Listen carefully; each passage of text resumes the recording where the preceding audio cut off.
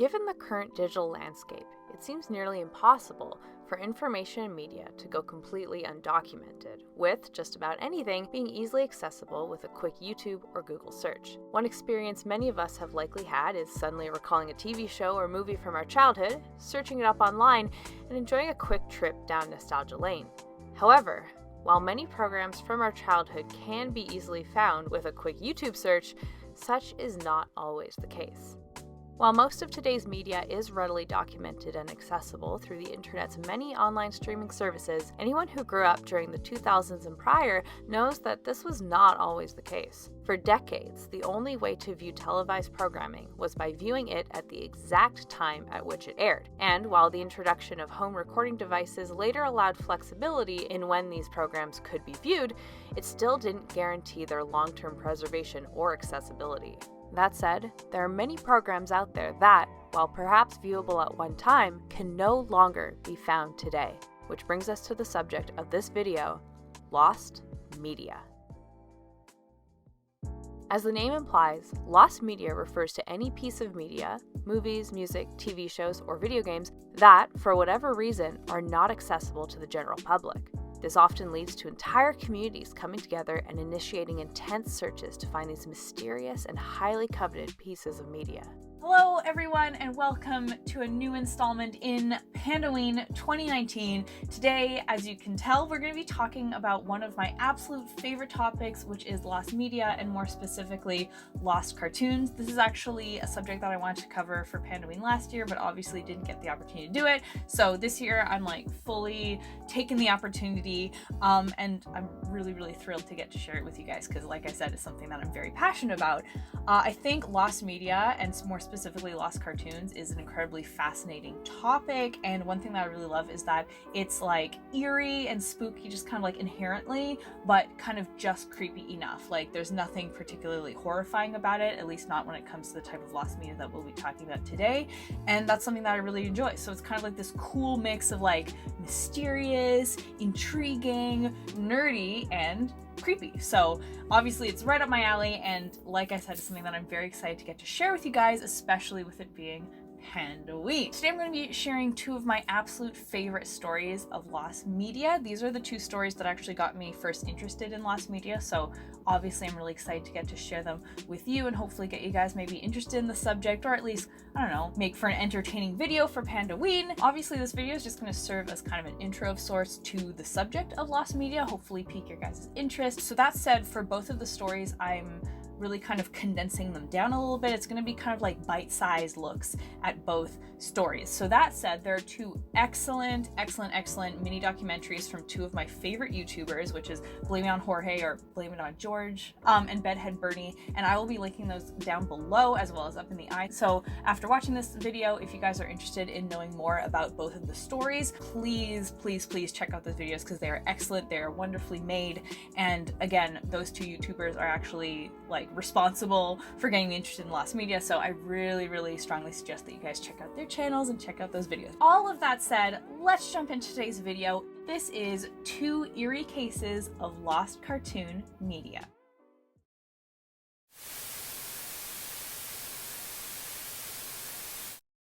Our first story takes us all the way back to the year of 1975, with a children's show you may have heard of, Sesame Street. Now, while Sesame Street is widely known for being lighthearted and child-friendly, there was one segment of the show that ended up causing great emotional distress to many of the children who watched it. This short came to be known as the Crack Master, or the Crack Monster. After debuting on New Year's Eve of 1975, the short only went on to air a total of 11 times before its final airing on May 2nd of 1980. After that, it completely disappeared from all future broadcasts. The short later became somewhat of an urban legend, with no known recordings or home releases of it being available, and thus no solid proof of its existence even remaining. Decades later, in 2008, an online community of around 24 people who had recalled seeing the short as children came together. The fact that they all remembered the short effectively helped to debunk any theory of the short merely being a dream or false memory. From there, an avid hunt for the short began, with one prominent player in the search being an LA-based voice actor named John Armand. Despite thorough searches for the short, however, no trace of it could be found anywhere online. Eventually, a mysterious group of rights holders, supposedly relatives of the short's creator, caught wind of the search and approached Armand. They offered to mail him a DVD copy of the short, but on the condition that he would sign an NDA, vowing never to share any part of the short online. As Armand put it, they didn't seem too intent on keeping it, and they didn't seem too intent on even remembering that it had been made in the first place. Upon receiving and viewing the clip, Armand was able to confirm and debunk various details about it, as well as offer a recreation of the clip's audio, but unfortunately that was it. From there, a new figure stepped in to spearhead the search for a public copy of the short. Founder of the Lost Media Wiki, Daniel, or Dykate as he's known online, Dykate proceeded to conduct an incredibly thorough search for the short, even going so far as to contact Sesame Workshop and the Children's Television Workshop to inquire about it. However, this came with no success. Then, unbelievably, on December 24th, 2013, Dykate received an anonymous email from a burner account, simply titled Crackmaster. The only content of the email was a single attachment, the infamous Crackmaster short. The short, officially titled Cracks, was promptly uploaded to YouTube, where it can still be viewed today. So this was actually the first ever lost media story I was ever exposed to through Bedhead Bernie's video, which again, I'll have linked up there, linked down there, please check it out. And it is probably my most favorite story of lost media, because it kind of just, it has everything, right? Urban legends, creepy things from childhood, like it has everything that makes for a really kind of relatable and very intriguing story. And even though the short has been found, there's still so much mystery around the short. Why were people so secretive and like ashamed of the short? Who made it? Where did it come from? Why did it air so few times? Like there's so many unanswered questions to this story. So even though the short has been found, there's still so many unanswered questions and so much that's unsolved about this story, and that's why I really, really love it. This story has absolutely everything, and it was really cool getting to research it for myself for this video. As for my theories, if you guys are interested in my theories, the first thing that jumps out to me is the example of the episode of Sesame Street where they had the Wicked Witch of the West visit Sesame Street. That's another really cool story of lost media, and there was such an outcry after that episode aired that Sesame Street, they locked it up. It was never seen again because obviously they really care about children, and the idea of scaring them, you know, wasn't something that they were keen on. I feel like it could have been a situation here, like there was enough of a reaction maybe that like the creator of the short was ashamed or something like that. I'm not really sure, but that still doesn't explain why it was aired so few times, right? And even then, like, very few children actually saw it, so there might not have been that much of an outcry that got back to Sesame Street that would have caused people to become kind of ashamed of the short. Like, there's so many unanswered questions about Cracks. Like, it's crazy. Anyway, that said, let's get into our second story. Our second story has a similar beginning to that of Cracks. In 2012, on the off-topic forums, formerly known as the Flood forums, a well-respected user by the name of Commander Santa shared his experience watching a disturbing animated short as a kid. He said the short absolutely terrified him as a child and has continued to haunt him throughout the rest of his life, and thus, he is determined to see it at least one last time. He explained that he was homesick from school one day watching TV, sometime during the mid-1980s, when the short aired during an episode of Pinwheel, a children's show that aired on Nickelodeon between the late 1970s and early 1990s. He then provides a synopsis of how he remembered the short playing out, explaining, "The scene is still burned into my mind 28 years later. It's of a young boy sleeping in his bed. Above the bed is a ticking clock. All the lights in the room are off, and it is very dark. Suddenly, the clock begins to slow down its ticking, and eventually it stops on midnight. When the clock stops, a greenish-bluish man climbs out of the clock. The boy wakes up just in time to see this man dressed in black grab him out of his bed and kidnap him by carrying him through a window. The Clockman takes the boy on some kind of terrifying adventure and brings him back to his bed before sunrise."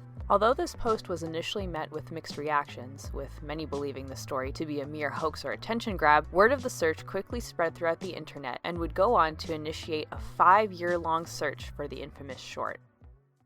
Perhaps the largest hurdle in the Clockman search was the fact that Pinwheel, despite having a healthy 260-episode run, is terribly preserved. There were never any official home media releases, and official documentation for the series is spotty at best, with not even so much as an episode list existing. The only remnants of the show's episodes come from home VHS recordings. That said, efforts to find the Clockman short by watching what few Pinwheel episodes exist on YouTube proved fruitless. Therefore, participants in the search turned their attention to getting in contact with members of the Pinwheel cast and crew for possible leads. Though these efforts didn't lead to them locating the short, they did learn an interesting piece of information. Many of the shorts that aired on Pinwheel were not made by Nickelodeon, but rather were purchased from animation studios around the world through a third company party. Therefore, the Clockman short likely wasn't even made in North America, but rather could have originated from anywhere in the world.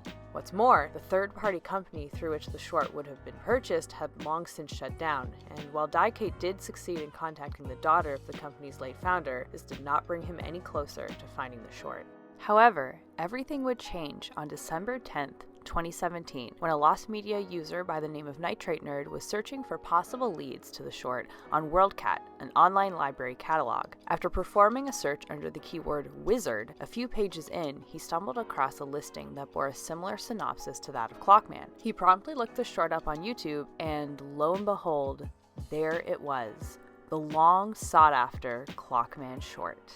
The animation in question turned out to be a Czechoslovakian short titled Opada Dive Sally, or About Dressy Sally in English, and it was indeed confirmed by Commander Santa to be the infamous Clockman short. As you can imagine, its long-awaited discovery was met with incredible excitement from members of the Lost Media community, including from yours truly. So unlike Cracks, where when I heard about the story, it had all been said and done, like the short had been found, like that part was over. Clockman, I learned about it while the search was still ongoing.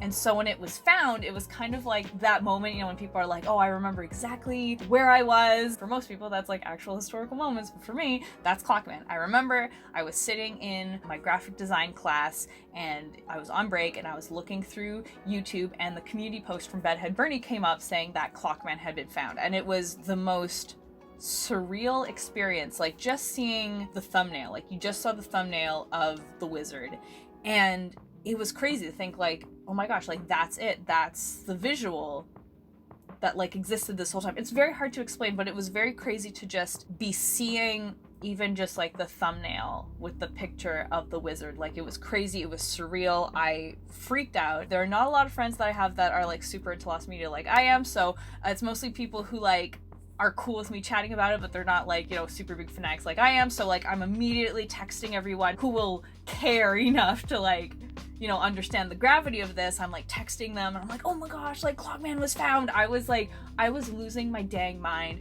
I immediately watched the short, and it was very interesting. And I think with any situation like this with Lost Media, where it was kids when they were little, they watched something that like scarred them somehow. It's very surreal and crazy to have the experience of getting to kind of put yourself in the shoes of that person. So like imagining that you're like, you know, Commander Santa as a kid, you know, in the 80s watching this on Pinwheel. Like this is the short that he watched that had such a crazy impact on him. It's crazy to just imagine, you know, watching that in the 80s as a child and thinking of the impact it would have had on you. Like I don't know if that makes sense, but like that's always what I like to do, especially, and like also with Cracks, just imagine that like you're a kid in the 70s, you watch this short and like how it would have affected you, and just having the privilege to kind of like lay eyes on such a coveted piece of media that had such a profound effect on multiple people was incredibly neat. So that was such a cool experience. And one of the coolest things, you know, unlike with Cracks, Clockman, like there's no unanswered questions at this point, right? Like it's not shrouded in mystery at all. And one of the coolest things is that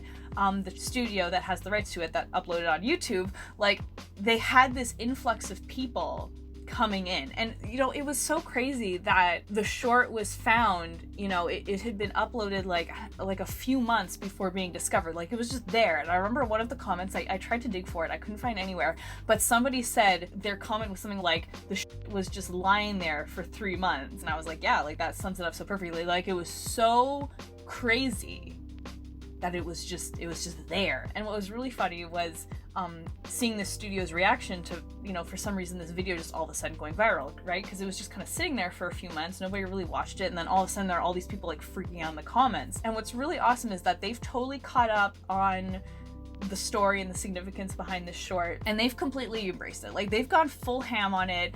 When it was first uploaded, it was literally just like the name of the short, and it was like maybe Czechoslovakian cartoon, like that was kind of the title, and now they've totally embraced it. Like, the official title of the video now is like the Lost Nickelodeon Short, right? Like, they've just gone full ham to the point where they have official merch for Clockman now, which is just like the purest thing ever. So it's so cool to see, you know, the aftermath of Clockman being found and seeing kind of like the evolution, right? From like it only having a few thousand views when it was first found to like now where it has like thousands and thousands of views, just kind of like being part of that ride. Like, I didn't get to be part of the search, but I got to see it all kind of unfold, which is really, really cool. So anyway, I really hope you guys enjoyed this video. I want to give my sincerest thanks to everyone who's made it this far, who's watched this far, because I know that this video probably, you know, not a lot of people are going to care when they see this video pop up because it's enough of a departure from my usual content. This was a huge passion project. Obviously, you know, you should always make what you love. So this was a huge passion project. I know it's not going to get that many views, but I decided to, you know, I made it anyway because this is something that I'm really, really passionate about and really wanted to be able to share with you guys. This video took like well over a month of work to edit. This is by far the most work I've had to put into a video editing wise, and I just about lost my mind with like how much work I had to put into it, but it was all worth it because this is a video that I'm really excited to have gotten to do. So if you enjoyed it, I really appreciate it. If you made it this far, thank you so much for watching. And again, I hope you found this topic interesting, and just thank you for letting me share it with you. So yeah, and like I said, if you are interested in the stories that I covered here, please check out the 2 videos that I mentioned because they are excellent and they dive way deeper into each of the stories. So yeah, and just a quick reminder, I still have my merch up for Pandaween. It's going to be available until November 1st, and you can check it out at teespring.com/doors/AnyaPanda. Yeah! Thank you guys so much for watching, for hanging out with me today, letting me fangirl to you guys over Last Media. I will see you guys all next time, but until then, Panda Faces, please be sure to take care. Bye!